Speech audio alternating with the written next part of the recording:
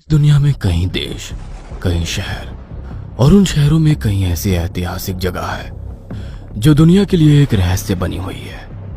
उन्हीं में से एक जगह है राजस्थान में स्थित कुलधरा गांव।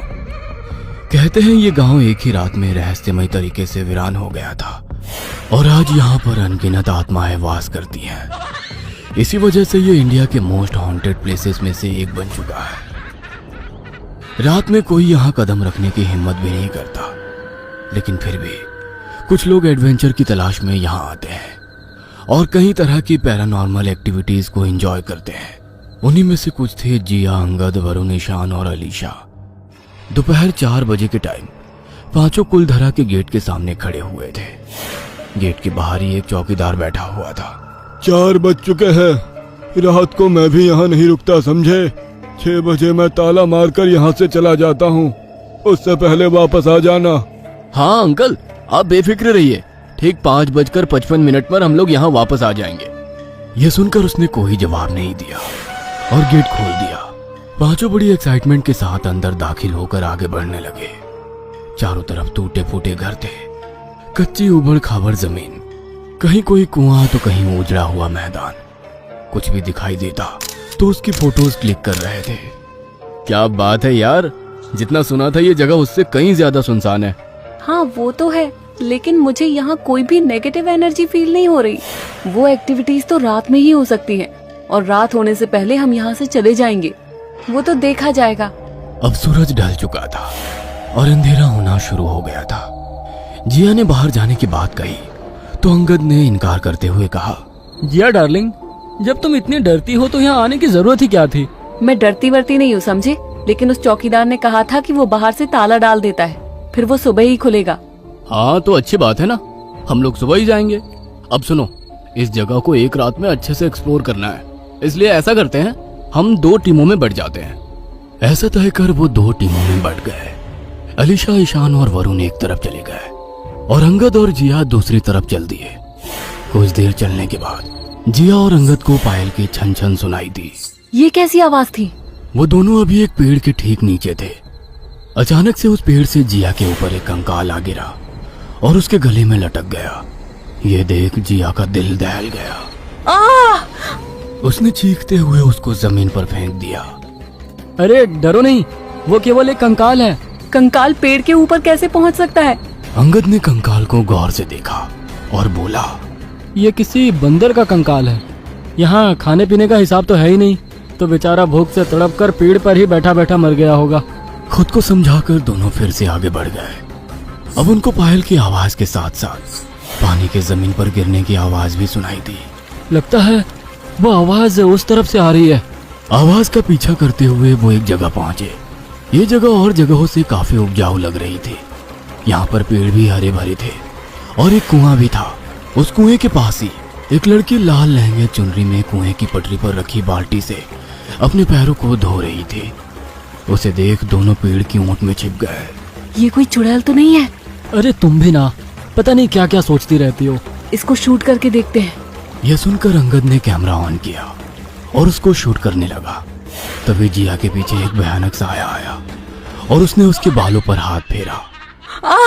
उसने एक झटके के साथ चौंकते हुए पीछे देखा तो वहां कोई नहीं था। क्या हुआ बेबी, बार बार क्यों चिल्ला रही हो? उन दोनों की आवाज अब उस लड़की ने सुन ली थी। कौन है वहाँ? जरा सामने आइए। ये सुनकर दोनों पेड़ की ओट से निकलकर उनके सामने पहुंचे। अब उस लड़की ने भी उनकी तरफ 2 कदम बढ़ाए और उसका खूबसूरत चेहरा दोनों को नजर आने लगा।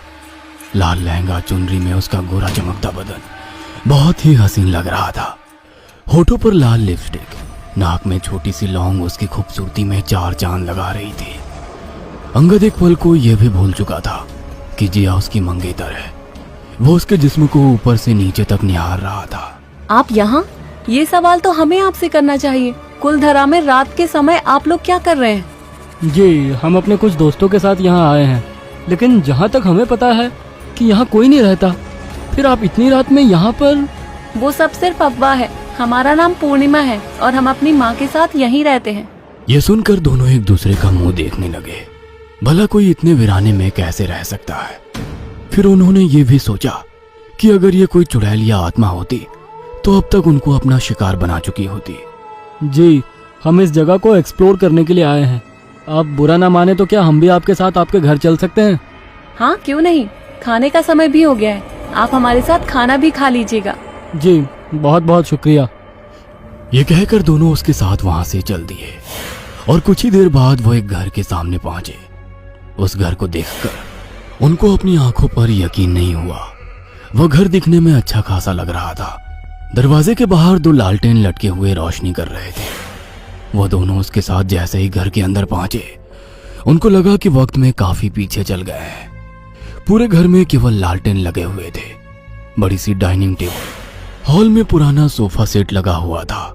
माँ, पूर्णिमा ने आवाज लगाई और एक 50 साल की दिखने वाली औरत रसोई से निकल कर आई। अरे बेटी, ये लोग कौन है? नमस्ते आंटी। दोनों ने उसको नमस्ते किया। ये दोनों आज रात यहीं रुकने वाले हैं माँ, आप इनके खाने का भी इंतजाम कर दें।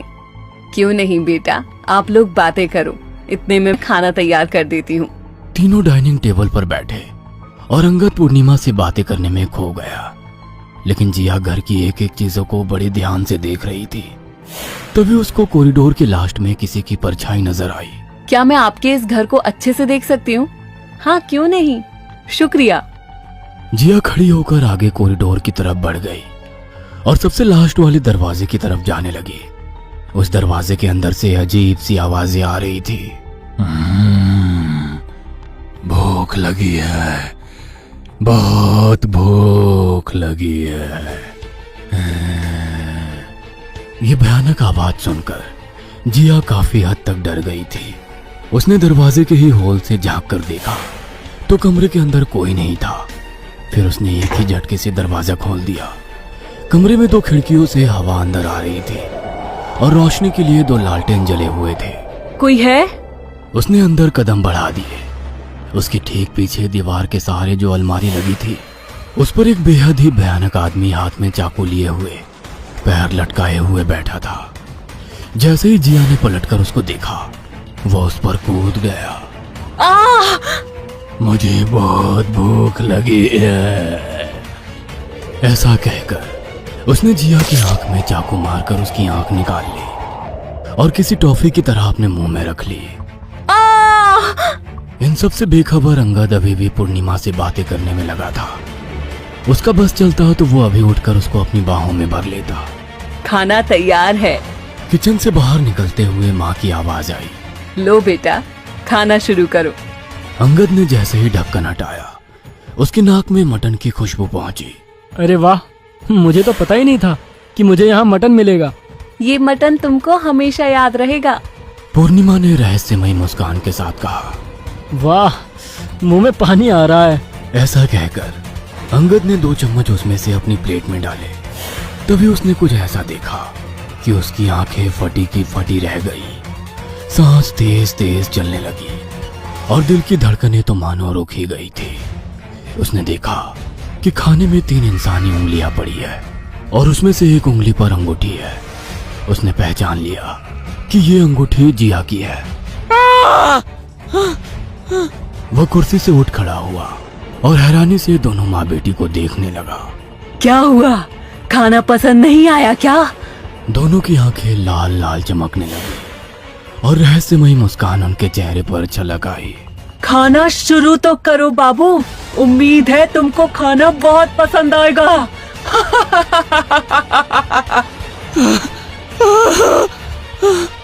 ये सुनते ही अंगद चीखता चिल्लाता वहां से बाहर की तरफ भागा। अब उसको पीछे से कई तरह की भयानक आवाजें सुनाई देने लगी। तो अब जिंदा नहीं बचेगा, मारा जाएगा। भाग, जितना भागना है भाग, कोई फायदा नहीं होगा। इन आवाजों से अब उसकी हालत और खराब हुई जा रही थी। वह हांफता हुआ भागा जा रहा था। अचानक से जमीन से एक हाथ बाहर आया और उसने अंगद का पैर पकड़ लिया। अंगद धड़ाम से जमीन पर गिर गया और अगले ही पल उसने देखा कि सामने से आंखों में अंगारे लिए पूर्णिमा उसकी तरफ आ रही है। वो उठना चाहता था लेकिन उठ नहीं पा रहा था। पूर्णिमा अपने घुटनों पर बैठकर भयानक तरह से मुस्कुराई। तुम लोग यहाँ मुझसे मिलने ही तो आए थे ना, ये जानने आए थे कि यहाँ कोई आत्मा है भी या नहीं। तो अब क्यों भाग रहे हो? मुझे माफ कर दो, हम यहाँ से चले जाएंगे। ठीक तुम्हारे जैसी गंदी नजर वाले उस दुष्ट की वजह से ही मुझे मेरी जान से हाथ धोना पड़ा था और हमारा ये हंसता खेलता गांव वीराने में बदल गया था। तुम जैसों को जीने का कोई हक नहीं। ऐसा कहकर पूर्णिमा ने देर ना करते हुए अपना तेज पंजा उसके सीने में घोंप दिया और उसका दिल निकालकर ऊपर आसमान की तरफ उठा दिया। इतने दिनों बाद कुलधरा में मेहमान आए हैं, उनकी मेहमान नवाजी में कोई कसर नहीं छोड़ी जाएगी। आए थे 5 और अब बचे हैं केवल 3। क्या ये यहाँ से जिंदा बचकर वापस जा पाएंगे? पूर्णिमा कौन है और वो क्यों ऐसा कर रही है?